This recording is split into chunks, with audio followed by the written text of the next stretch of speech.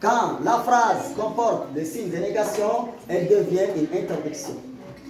La phrase impérative, si elle comporte signes de négation, elle devient une interdiction. Comment dirais-je, s'il ne comporte pas les signes de négation, elle devient une phrase en ordre. C'est ça. Voilà. Elle s'est donné un ordre, un conseil pour interdire ou pour interdire.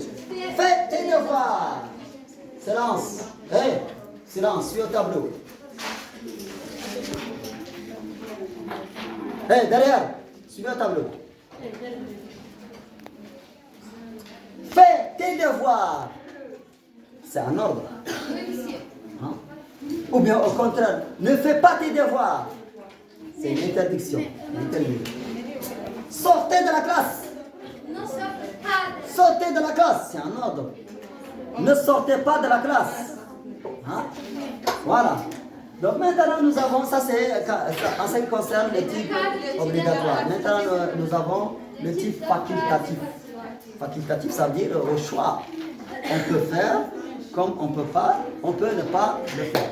Obligatoire. Même si en ce qui concerne de la prière, en ce qui concerne la prière, il y a des choses qui sont obligatoires pour que la prière soit valide, et il y a des choses qui ne sont pas obligatoires. Comme par exemple, quand j'ai dit Astaghfirullah, ce n'est pas obligatoire. C'est facultatif. C'est au choix. Voilà. Mais le fait de faire les ablutions, le fait de faire la prière, ça c'est obligatoire. Comme on dit au rokn, voilà. C'est ça. Voilà. Bon, voilà. Type de phrase facultative.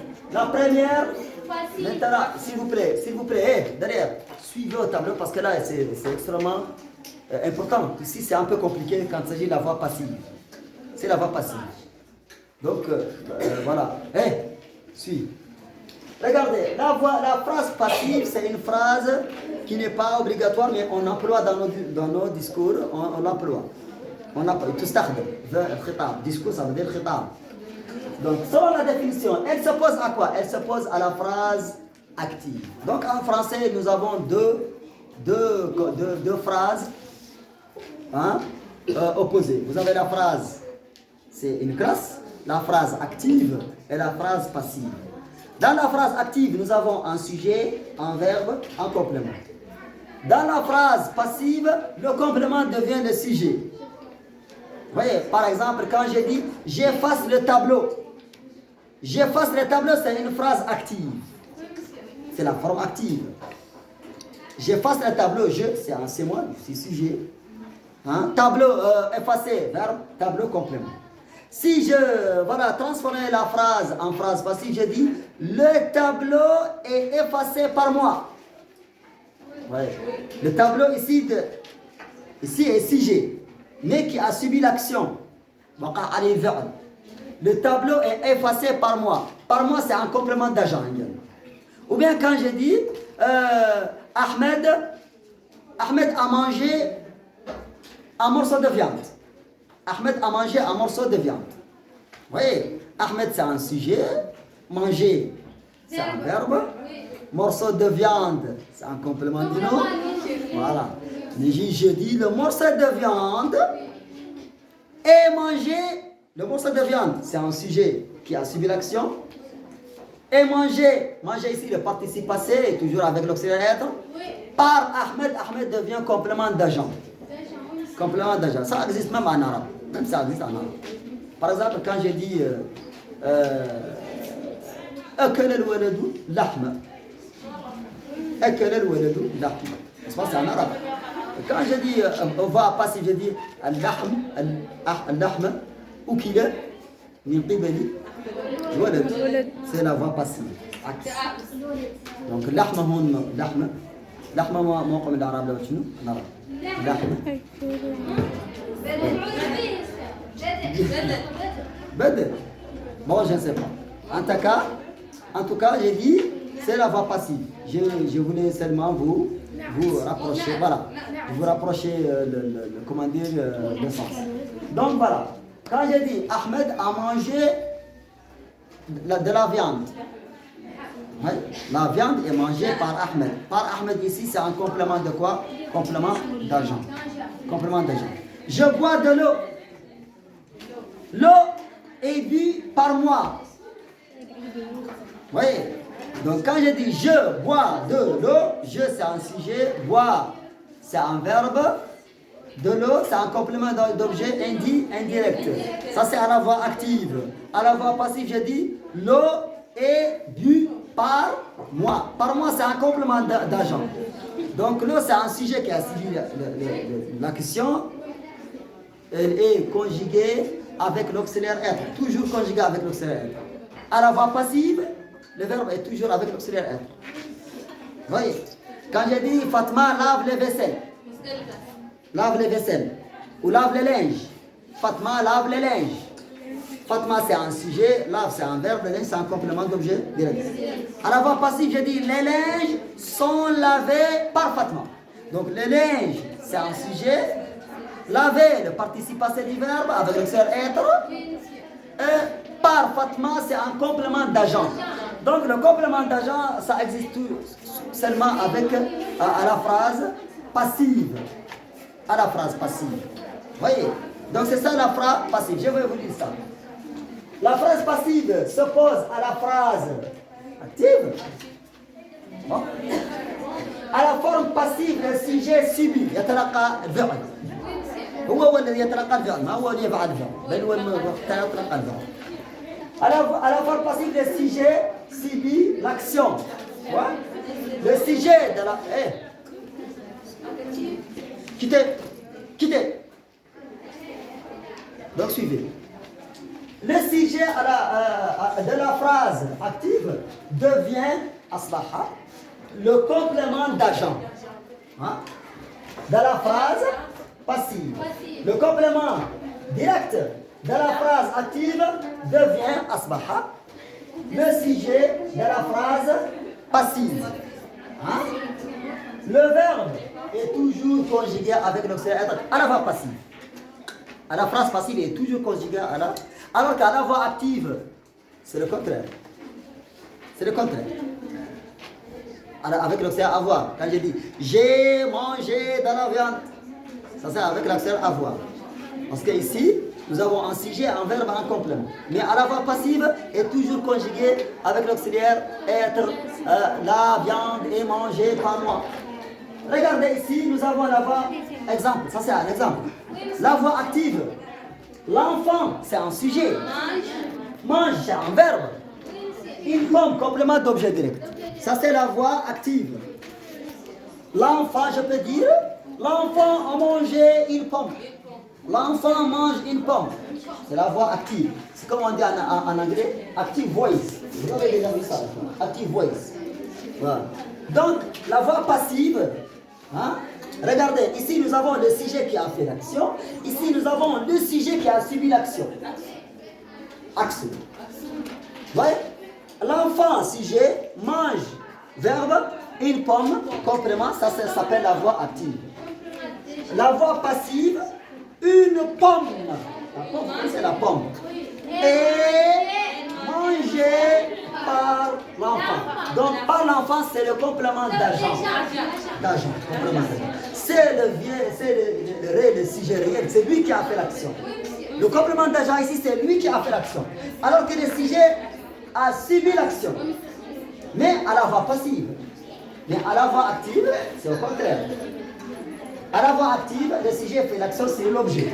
À la voix passive, le sujet subit l'action par le complément d'agent. Voyez, regardez. Une pomme est mangée, s'il vous plaît. Regardez, ici je tiens à mentionner quelque chose. Je vais vous indiquer que manger ici c'est le participe passé du verbe à la voix passive qui s'accorde avec le sujet une pomme. Le participe passé s'accorde avec le sujet une pomme. Le sujet ici, une pomme, c'est un nom féminin, donc le participe passé ici va prendre un accentué du E. Hein? Parce que ça s'accorde avec le sujet. Quand je dis l'enfant, hey, quittez. L'enfant, c'est un sujet, mange. Mange ici s'accorde avec le sujet enfant. Elle ne s'accorde pas avec le complément. Voyez. Alors que ici, une pomme regardez, manger s'accorde avec le sujet. Une pomme qui a subi l'action, elle ne s'accorde pas avec le complément d'agent parce que le complément d'agent, c'est le sujet réel. C'est réellement lui qui a fait une action sur l'homme. Voilà, ça c'est bien. Ça c'est en ce qui concerne la voix passive. C'est juste un simple exemple. C'est la voix passive. Quittez, quittez, imbécile, quittez. Le deuxième type, nous avons la phrase négative. La phrase négative. Arrête. La phrase négative s'oppose à la phrase affirmative. La phrase affirmative. Quand j'ai dit je mange de la viande, c'est une phrase déclarative affirmative. Je ne mange pas de la viande, c'est une phrase déclarative négative. Donc la phrase négative comporte toujours les signes de négation. Ne pas, ne point, ne plus, ne guère, ne jamais, ne rien. Tout ça sont des signes de négation à la nevi, comme vous le dites en arabe. Donc la phrase négative s'oppose à la phrase affirmative. La phrase négative est une phrase qui exprime la négation. Négation. Elle dit quoi? Elle dit non. Là. Voyez. Alors que Bainama, la phrase affirmative est une phrase qui exprime une affirmation turquie. Oui. Elle dit oui. Exemple. Il ne fait pas bruit. Ça c'est négation. Oui, monsieur. Il ne fait pas bruit. Au contraire, il fait bruit. Oui, monsieur. C'est affirmatif. Oui. Pierre ne veut rien manger. Pierre vient manger. Au contraire, Pierre veut manger. C'est affirmatif. Oui, monsieur. Ça c'est bien. La troisième, nous avons la phrase emphatique. Là aussi c'est un peu compliqué. Suivez. Suivez. Emphatique, ça dérive du mot emphase. Emphase, c'est un discours qui est très long. Discours, comme on dit, pompeux, très long. C'est ça l'emphase. L'emphase en arabe, silence sur le tableau. En arabe, bon, je suis obligé de traduire ça en arabe, l'emphase. L'emphase, khitab tawil, mutawwal. Khitab mutawwal, kalam tawil, مضاف كثير من الكلمات اللي voilà il y a l'emphase. Donc خلينا نقول من les phrases قال phrase emphatique يعني une longue phrase. La phrase emphatique s'oppose à la phrase neutre. Elle sert à quoi? À mettre en relief. معناها تظهر تسلط الضوء على كلمة لفظية. تظهر. Voyez. À mettre en relief. À mettre en relief, ça veut dire تظهر. تسلط الضوء على كلمة لفظية. En relief un ou plusieurs mots d'une phrase. Exemple, c'est l'emphase, c'est en forgeant qu'on est forgeur. C'est en forgeant, regardez, en forgeant, on met en relief al-harat kelima martin, kelima karara martin dans une phrase. Regardez emphatique. L'emphatique c'est comme en arabe, vous connaissez en arabe il y a ce qu'on appelle le bédir. يعني تجميل الكلام. كل شيء في علوم البلاغه تنقسم الى ثلاث اقسام. البلاغه والبيان والبديع. البديع شعر.